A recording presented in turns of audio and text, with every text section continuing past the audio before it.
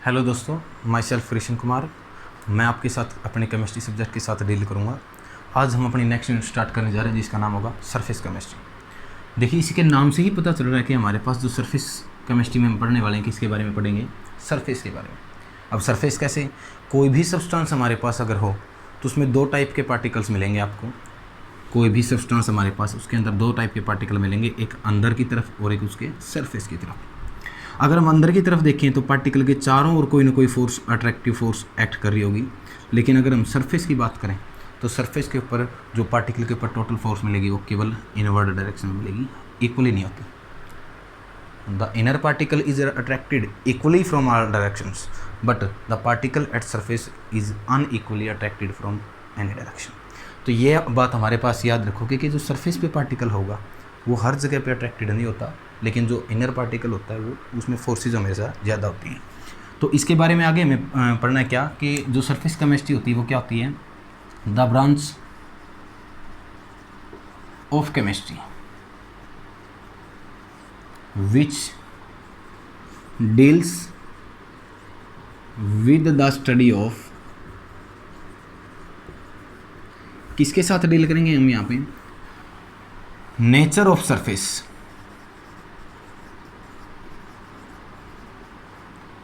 and the phenomena occurring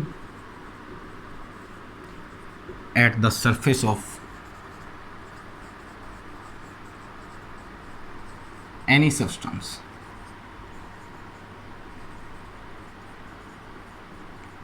यानी इसके अंदर हमें क्या पढ़ना है कि ये ब्रांच होती है केमिस्ट्री की जो हमारे साथ डील करेगी स्टडी करने में किसी भी जो हमारे पास सब्सटेंस होगा उसके सरफेस के नेचर के बारे में, और दूसरा किसके साथ बताएगी कि उस सरफेस के ऊपर फिनोमेना क्या क्या हो रहा है, किस वजह से फिनोमेना हो रहा है, किस तरह से फिनोमेना हो रहा है, कैसे हो रहा है, कौन सी फोर्स एक्ट कर रही है, किसको एब्जॉर्ब करेगा, कैसे नहीं करेगा, उनके बारे में हम पढ़ेंगे इसके अंदर। तो सबसे पहले हम बात करें जो सब्सटेंस कोई भी मिलेगा, कोई भी सब्सटेंस ले सकते हैं, लेकिन ज़्यादातर बेसिकली हम लेते हैं सॉलिड्स, क्योंकि एडजॉर्प्शन सॉलिड्स में सबसे ज़्यादा होता है due to large surface of area. जो हमारे पास सॉलिड होते हैं उनका सरफेस एरिया लार्ज होता है, डेफिनेट शेप होती है। तो यहाँ पे बेसिकली हम पढ़ने जा रहे हैं जो एडजॉर्प्शन या फिर जो हम सरफेस फिनोमेना पढ़ेंगे वो केवल सॉलिड का पढ़ेंगे। तो सब्सटेंस के ऊपर पार्टिकल अगर सरफेस पे अट्रैक्ट हो रहे हैं तो वहाँ जो फिनोमेना होगा वो हमारा फिनोमेना होगा एडजॉर्प्शन, अगर पार्टिकल ओनली सरफेस पे हो। लेकिन अगर जो सब्सटेंस होता है उसके अंदर पार्टिकल बल्क तक मिले, बल्क तक अंदर तक मिले, तो वो फिनोमेना हमारा होगा एब्जॉर्प्शन। यानी कि अगर हम बात करें आपसे, जैसे मैं एग्जांपल आपको दूं, एक चौक हमारे पास हमने ले लिया, उस चौक को मैंने क्या कर दिया, उसी चौक को मैंने एक इंक में डाल दिया, इंक की कोई भी बर्तन में डाल दिया।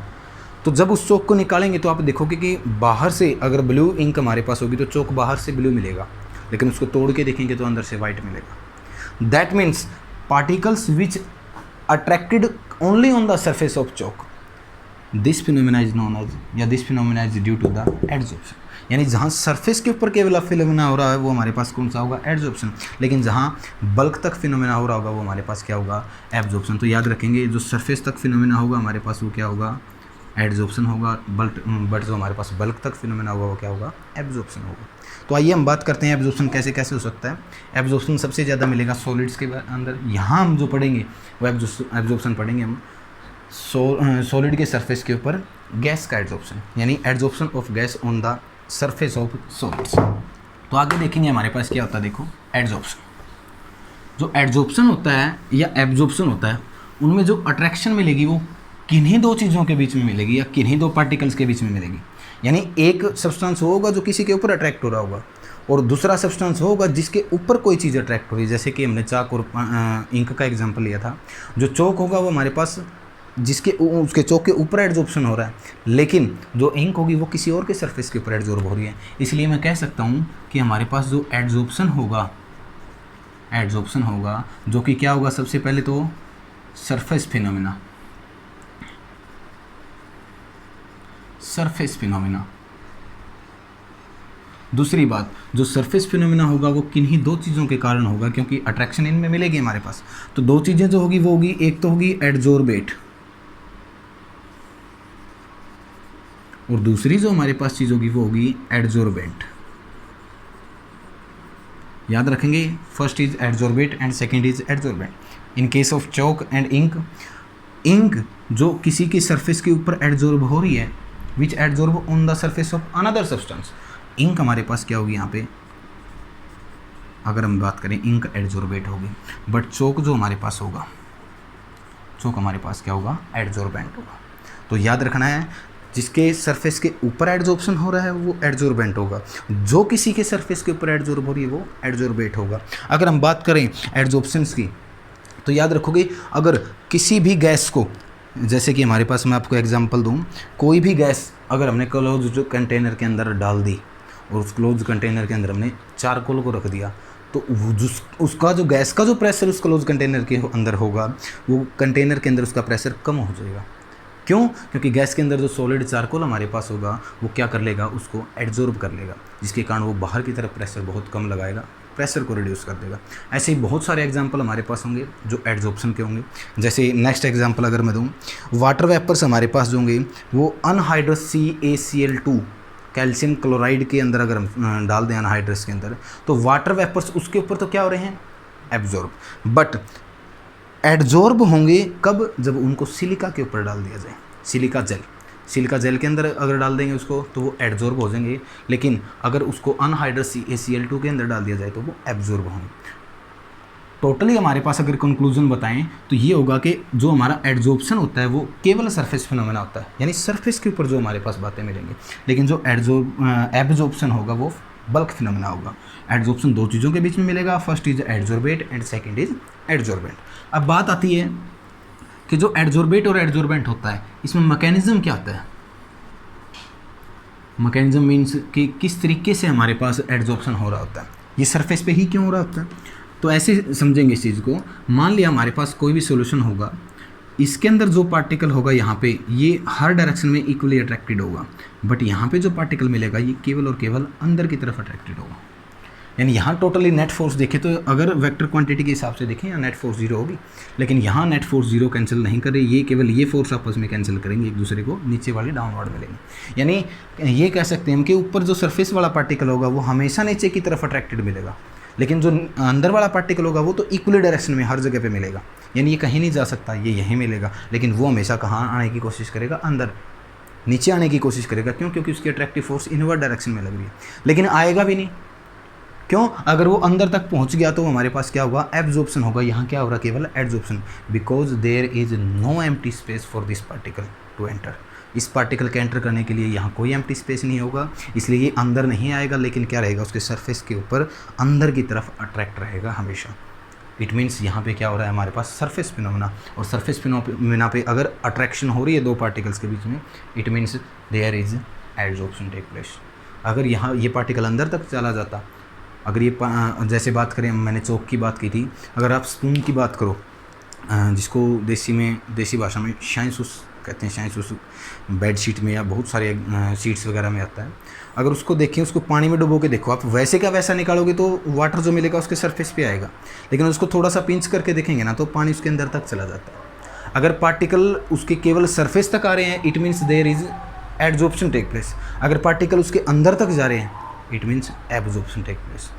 ये हमारे पास बेस्ट एग्जांपल होगा इस चीज़ को समझने के लिए। तो आइए आगे हम पढ़ते हैं कि मैकेनिज्म से अगर हम देखें, पार्टिकल जब अट्रैक्टेड होते हैं ये इसके ऊपर स्टेबल हो जाते हैं, या फिर अगर ये बात देखें हम कि पार्टिकल लगातार यहाँ पे, यानी प्रोसेस को स्पॉन्टेनियस अगर रखेगा, तो आपने +1 में एक चीज़ पढ़ी हुई है कि स्पॉन्टेनियस रिएक्शन तभी होती है जब हमारे पास डेल्टा जी जो होता है, डेल्टा जी यानी गिव्स फ्री एनर्जी, उसकी वैल्यू क्या मिले आपको, नेगेटिव मिले। अगर डेल्टा जी की वैल्यू हमारे पास नेगेटिव होगी तब प्रोसेस क्या होगा, स्पॉन्टेनियस, यानी पार्टिकल लगातार इसकी तरफ अट्रैक्टेड मिलेगा। खास बात ध्यान रखना, एड्जॉर्प्शन जो होता है वो रफ सरफेस के ऊपर ज़्यादा होता है, प्लेन सरफेस के ऊपर बहुत कम होता है। तो अगर इसके बारे में हम बात करें कि जो एड्जॉर्प्शन हमारे पास हो रहा है उसमें क्या होना चाहिए, डेल्टा जी की वैल्यू ऑलवेज नेगेटिव। और आपने ये बात भी पढ़ी है कि डेल्टा जी जो होता है वो किसके इक्वल होता है, delta H minus T delta S. दो चीज़ें हो सकती हैं, एक तो डेल्टा एच हमारे पास होगा, माइनस टी डेल्टा एस होगा, इसके बारे में हम पढ़ेंगे थोड़ा सा।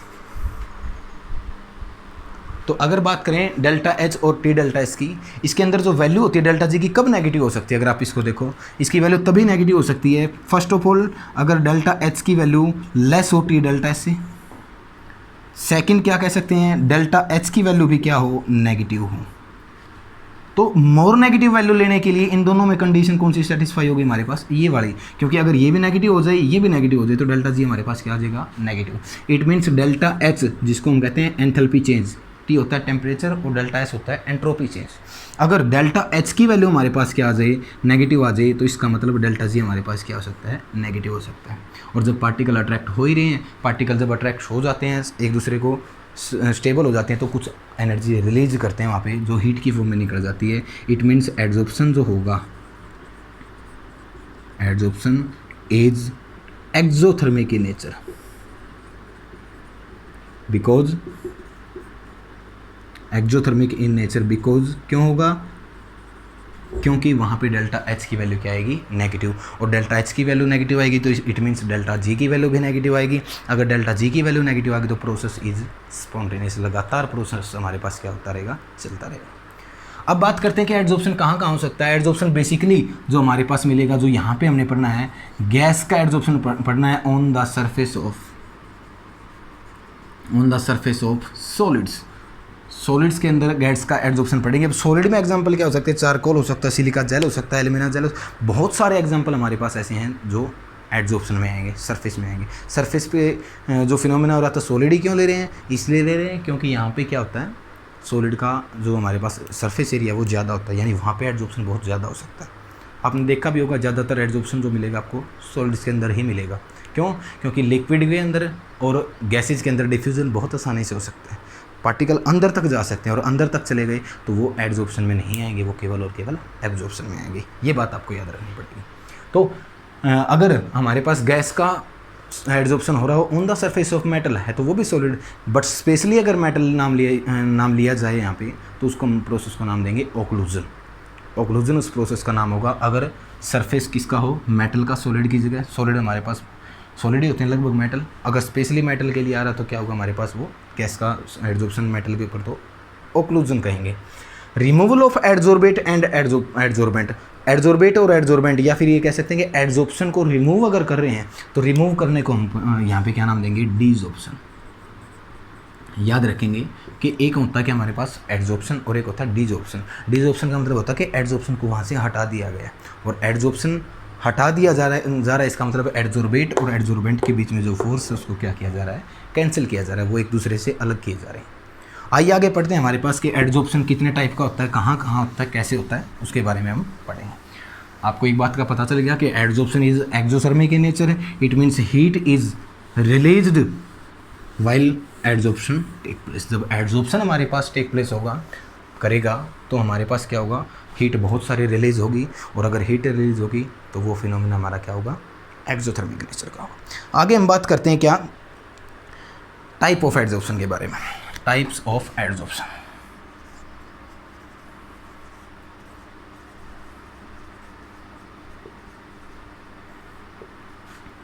टाइप ऑफ एड्जॉर्प्शन की बात आती है तो एड्जॉर्प्शन हमारे पास बेसिकली दो टाइप का होता है, physical adsorption and second one is chemical adsorption.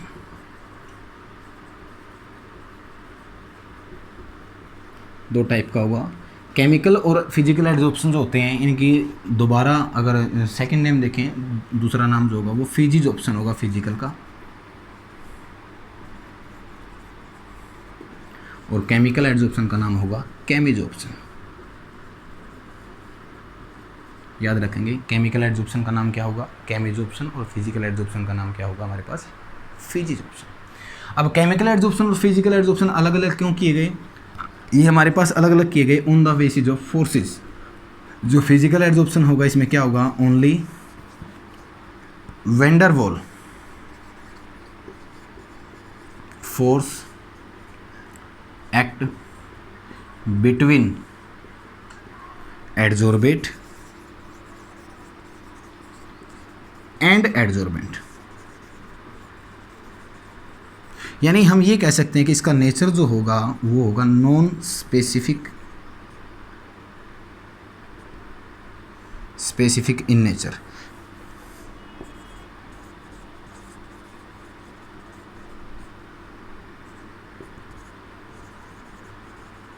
Non specific in nature. But जो हमारे पास केमिकल एड्जॉर्प्शन होगा, इसमें क्या होगा, जो एड्जॉर्बेट और एड्जॉर्बेंट होंगे उनके बीच में कोई स्पेशल फोर्स काम करेगी, इसलिए इसको क्या कहेंगे, स्पेसिफिक इन नेचर। एक होता है non specific in nature and second is specific in nature. दूसरी बात, जो फिजिकल एड्जॉर्प्शन होता है और केमिकल एड्जॉर्प्शन होता है, अब फिजिकल एड्जॉर्प्शन किसके ऊपर डिपेंड करेगा, nature of adsorbate and adsorbent के ऊपर डिपेंड करेगा। क्यों? क्योंकि फिजिकल एड्जॉर्प्शन कहाँ होगा, जहाँ पे वेन डर वाल्स फोर्स ऑफ अट्रैक्शन होगी। यानी नेचर ऑफ एड्जॉर्बेट और एड्जॉर्बेट ऐसा होना चाहिए कि वहाँ पे एड्जॉर्प्शन, अगर फिजिकल एड्जॉर्प्शन होना है तो उनके अंदर केवल वेन डर वाल्स फोर्स से ही काम चल जाए। अगर वेन डर वाल्स फोर्स से काम चल रहा है तो इसका मतलब फिजिकल एड्जॉर्प्शन हो जाएगा। अगर उनके बीच में फोर्स को ही चेंज कर दिया, फोर्स हमारे पास चेंज होगी, like chemical bonding take place कर जाए, जैसे ionic bond, metallic bond, covalent bond, अगर कोई भी कोऑर्डिनेशन बॉन्ड भी हो सकता है, कोऑर्डिनेट बॉन्ड भी, तो अगर कोई स्पेशल बॉन्ड हमारे पास आ रहा है तो इसका मतलब वो किस कैटेगरी में आएगा, केमिकल एड्जॉर्प्शन में आएगा। अगर यहाँ पे बात करें वैन डर वाल्स फोर्स के लिए, तो नेचर एड्जॉर्बेट और एड्जॉर्बेंट का ऐसा होना चाहिए कि उनमें केवल और केवल वैन डर वाल्स फोर्स से ही काम चल रहा है। अगर उनके बीच में फोर्स से काम इससे नहीं चल रहा, कोई स्पेशल केमिकल बॉन्डिंग आ रही है, it means there is a chemical adsorption. आगे बात करें, जो फिजिकल एड्जॉर्प्शन होता है उनमें simple weak van der Waals force होती है, तो इट मीन्स जो फिजिकल एड्जॉर्प्शन होगा ये रिवर्सिबल इन नेचर होगा। इसका नेचर कैसा होगा, रिवर्सिबल इन नेचर। यानी एड्जॉर्बेट और एड्जॉर्बेंट से अगर हमारे पास एड्जॉर्प्शन हो रहा है तो वापस एड्जॉर्प्शन से एड्जॉर्बेट और एड्जॉर्बेंट भी अलग हो सकते हैं।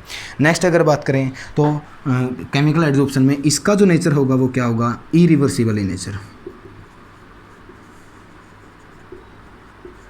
इरिवर्सिबल इन नेचर बिकॉज अगर एक बार केमिकल बॉन्डिंग टेक प्लेस कर जाए, प्रोसेस कंप्लीट हो जाए, तो वो रिएक्शन वापस नहीं होगी, और वापस नहीं होगी प्रोडक्ट के से रिएक्टेंट की तरफ नहीं आएगी, it means irreversible in nature. Chemical adsorption में एक बार बॉन्डिंग टेक प्लेस कर जाए एड्जॉर्बेंट और एड्जॉर्बेट के बीच में, वो दोबारा अलग नहीं होंगे, लेकिन फिजिकल एड्जॉर्प्शन में अलग हो सकते हैं। नेक्स्ट अगर पॉइंट हम पढ़ें फिजिकल एड्जॉर्प्शन के बारे में, it increase with increase in the surface area। अगर सरफेस एरिया इंक्रीज कर दिया जाए तो हमारे पास क्या होगा, फिजिकल एड्जॉर्प्शन इंक्रीज हो सकता है। ऐसा ही हमारे पास किसके अंदर होगा, केमिकल एड्जॉर्प्शन के अंदर, क्योंकि सरफेस एरिया के ऊपर ही केमिकल एड्जॉर्प्शन क्या करता है, हमारे पास कोई भी एड्जॉर्प्शन टेक प्लेस करता है। It also increase with increase in surface area। Next point की बात करें फिजिकल एड्जॉर्प्शन के अंदर, जो फिजिकल एड्जॉर्प्शन होता है हमारे पास उसके अंदर क्या होगा देखेंगे। जो फिजिकल एड्जॉर्प्शन हमारे पास मिलेगा ये मल्टी मॉलिक्यूलर इन नेचर मिलेगा।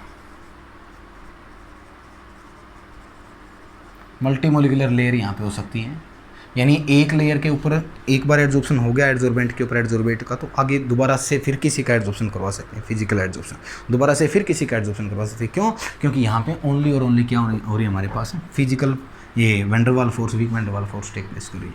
बट इन केमिकल एड्जॉर्प्शन अगर बात करें तो वहाँ पे क्या होगा, unimolecular layer take place. Unimolecular layers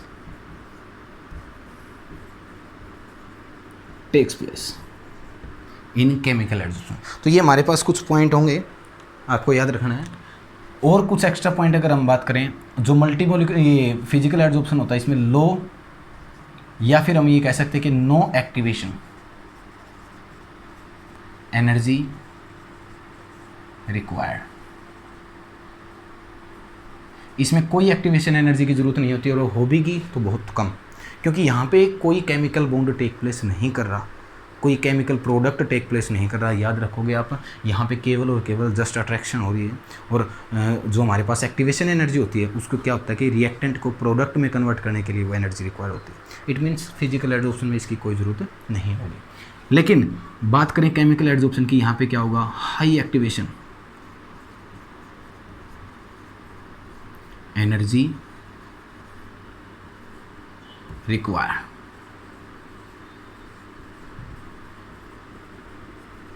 यहाँ पे हाई एक्टिवेशन एनर्जी की ज़रूरत पड़ेगी, यहाँ पे लो एक्टिवेशन एनर्जी। अगर इसमें देखें लो एंथैल्पी ऑफ एडजॉर्प्शन। जो हमारे पास फिजिकल एडजॉर्प्शन होगा, यहाँ पे एंथैल्पी ऑफ एडजॉर्प्शन की बात करें, यानी जो एनर्जी रिलीज हो रही थी यहाँ पे बहुत कम होगी। बात समझे? हमारे पास यहाँ पे क्या होगा बेटा, जो हमने पढ़ा था फिजिकल और केमिकल एडजॉर्प्शन से पहले कि adsorption is exothermic in nature, it means यहाँ पे एनर्जी कुछ ना कुछ हीट यहाँ पे रिलीज होगी। तो फिजिकल एडजॉर्प्शन में जो हीट रिलीज होगी वो क्या होगी, बहुत कम होगी। But in chemical adsorption high enthalpy of adsorption, यहाँ पे जो एंथैल्पी हमारे पास आएगी वो क्या आएगी, बहुत ज़्यादा आएगी as compare to physical adsorption. तो कुछ हमारे पास पॉइंट्स होंगे जिनके बारे में हमें पढ़ना है, फिजिकल एडजॉर्प्शन, केमिकल एडजॉर्प्शन। आज हमारे पास केवल यहीं तक हम करेंगे फिजिकल और केमिकल एडजॉर्प्शन के बारे में। एग्जांपल्स आप याद रखोगे कि यहाँ पे किसके अंदर हमारे पास फिजिकल एडजॉर्प्शन हो रहा है, किसके अंदर केमिकल एडजॉर्प्शन हो रहा है। Wick van der Waal force जहाँ पे मिलेंगी वो हमारे पास फिजिकल एडजॉर्प्शन में आएंगी। कोई बॉन्ड टेक प्लेस जहाँ पे करेगा वो क्या आएगा, केमिकल एडजॉर्प्शन में आएगा। तो इसके बाद हमारे पास जो टॉपिक आएगा वो हमारे पास आएगा adsorption isotherm. We will discuss in next lecture. Thank you.